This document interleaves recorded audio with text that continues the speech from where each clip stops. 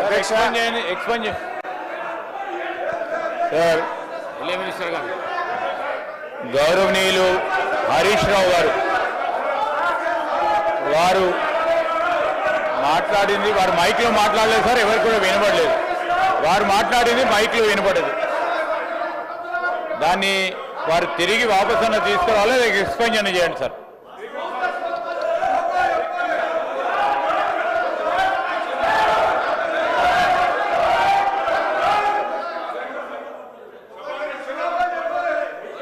Please speaker sir, నేను లేచి మాట్లాడుతుంటే అక్కడి నుంచి ఒక గౌరవ సభ్యుడు దొంగ అని నన్ను అన్నాడు.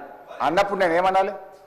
అది తప్పైనప్పుడు నేను అన్నది తప్పు. ముందు మరి ఆ దొంగ అని రన్నింగ్ కామెంటరీ చేయడానికి శ్రీధర్ బాబు గారు సమర్థిస్తారా?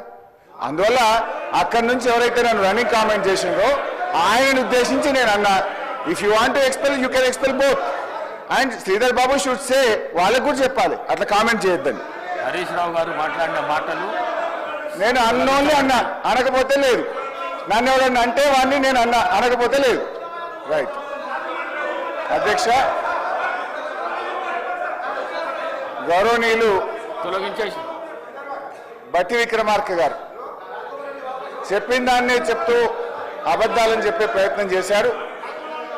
బట్టి విక్రమార్క గారు మాట్లాడుతూ ఫామ్ వినాలి సార్.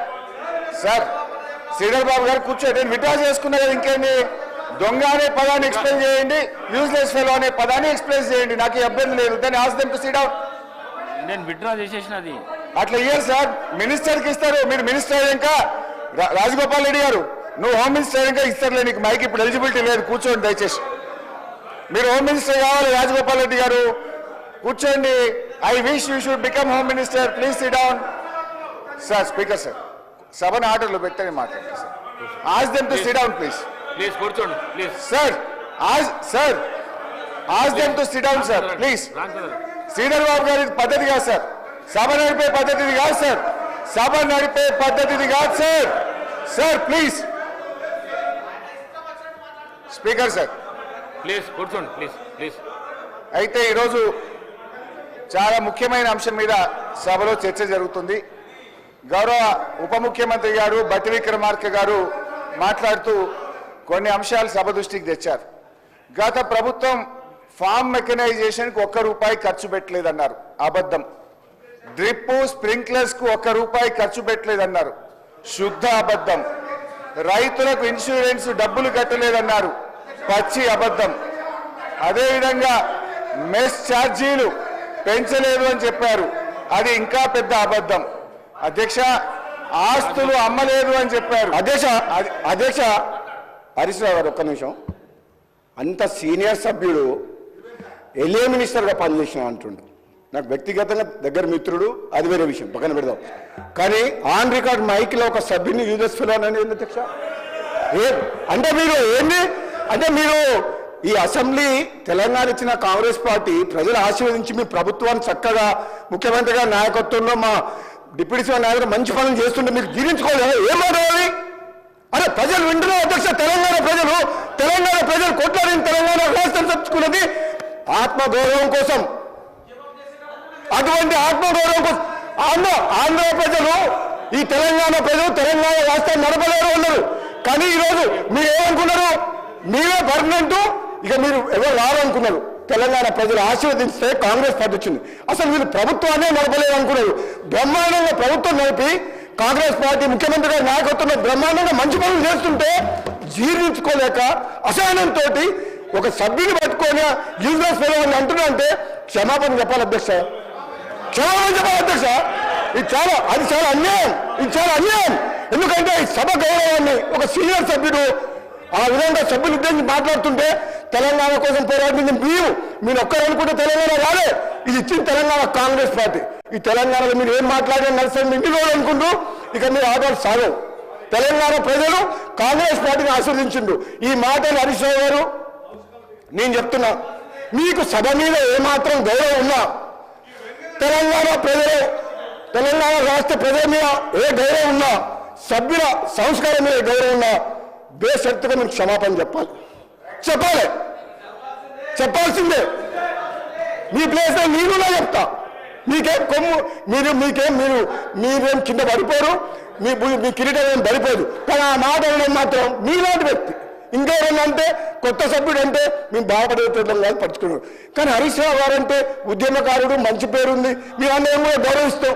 ఏం భాష అధ్యక్ష, తెలంగాణ సమాజం మొత్తం మన మీద ఎన్నో ఆశలు పెట్టుకొని ఈ తెలంగాణ రాష్ట్రం కోసం 1000 మంది యువకులు ఆత్మ బలిదానం చేసి ఈ సభ నడుస్తుంటే బ్రహ్మాండంగా వాళ్ళ సమస్యల కోసము మాట్లాడే ఒక మంచి పద్ధతిలో మాకు చెప్పాలి. కానీ మీకు ఎప్పుడు అధికార హోదాలే కావాలి, ప్రతిపక్షం వద్దు అంటే ప్రజలు ఇచ్చిన తీర్పును కూడా గౌరవించకుండా మంచిగా బ్రహ్మాండంగా పనిచేస్తుంటే ఇచ్చిన హామీలు కూడా అధ్యక్ష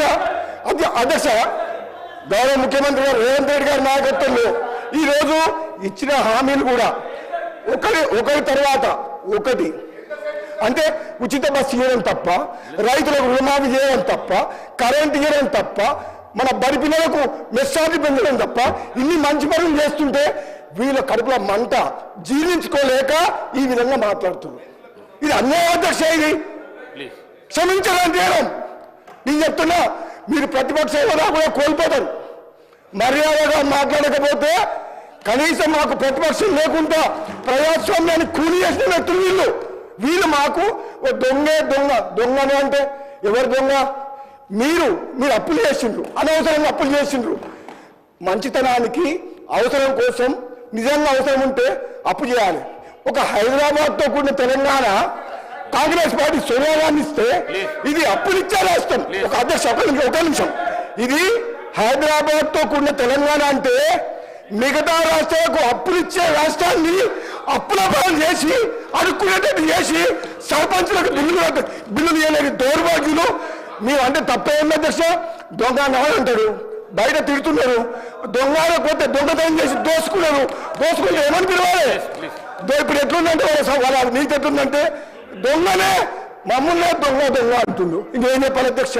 దొంగతనం చేసిన వాళ్ళు, రాష్ట్రాన్ని దోసుకునే వాళ్ళు మమ్మల్ని దొంగతనం దొంగ ఇంకేమన్నా అధ్యక్ష.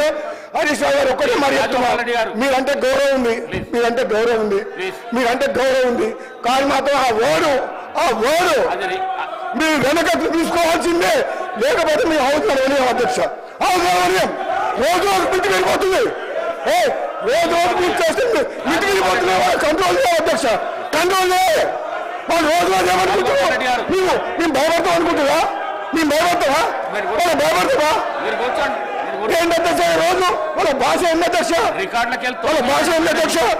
రికార్డులకు వెళ్ళి తొలగించడం అయినది. కూర్చోండి.